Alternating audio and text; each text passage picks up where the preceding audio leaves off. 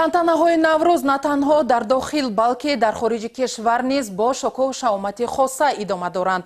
Мардумони тамоми ҷаҳон ин ҷашни фирӯзу фархундаро бо самимияти махсус истиқбол гирифтанд. Чорабинии тантанавӣ бахшида ба иди ниёгон Наврӯзи аҷам дар шаҳри Берлини Ҷумҳурии Федералии Олмон доир гардид. ҳамкоронамон шарҳи бештар медиҳанд.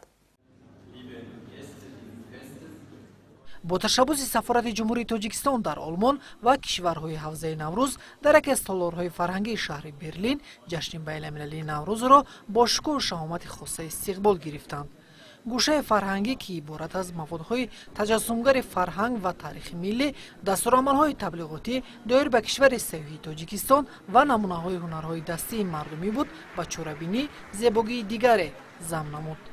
дар маркази шаҳри Берлин ба гоҳи наврӯзӣ оростаем ва тамоми кишварҳои аъзои ҳавзаи Наврӯз имрӯзҳо бо ҳунарҳои худ, бо дастаҳо ва гурӯҳҳои ҳунарии худ омаданд, то ки фарҳанг ва таърихи кӯҳани худа нагоҳӣ имконият ба мардуми Олмон, ба меҳмонони шаҳри Берлин муаррифӣ кунанд. дар чорабинии мазкур дар баробари намояндагони кишварҳои ҳавзаи Наврӯз, шаҳрвандони Тоҷикистон ва Олмон бо аҳли хонаводаашон ширкат варзиданд. намояндагони корпуси дипломатӣ ҳамагонро ба ҷашни фирӯзу фархундаи Наврӯз табрик намуда, баргузории чунин як чорабинии фарҳангиро муҳим арзёбӣ намуданд. Меня зовут Виктор Баум, я родом из Казахстана и хотел бы передать всем нашим братьям и сестрам из солнечного Таджикистана мои самые искренние, самые сердечные поздравления с весенним праздником и пожелать всего самого доброго, самого светлого, самого прекрасного. Наврӯз мубарак!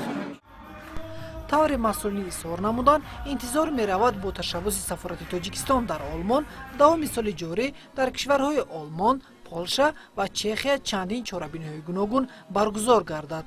бо ташаббус ва фармони президенти мамлакат, пешвои миллат ҷаноби оли муҳтарам Эмомалраҳмон, соли 2018 соли рушди сайёҳӣ ва ҳунарҳои мардумӣ эълон гардидааст ва ҳамагон шоҳид ҳастем, ки чанд рӯз пеш ҷаноби олӣ дар Нью-Йорк дар ҷаласаи ассамблеяи генералии созмони милали муттаҳид 10-солаи нав, яъне ташаббуси нави Тоҷикистон оғоз гардид. ман фикр мекунам ин чорабиниҳое буданд, ки дар оғози Наврӯз буданд ва ин чорабинӣ ва ин ҳунарҳои мардумӣ ва албатта он имконоту захираҳои туристии кишварамонро мо ҳамарӯза дар Аврупо, дар кишвари Олмон, дар кишвари Чехия ва кишвари Полша ҳама рӯза ташвиқ мекунем, чорабиниҳои муштарак мегзаронем бо кишварҳои ҳамсоя, то ки битавонем аз таърихи худ, аз фарҳанги худ, аз мардуми худ ва он дороиҳову захираҳои ҳамсайёҳӣ ва ҳунарҳои мардумии худ ба ин ҷомеа пайғом дошта бошем ва бадин васила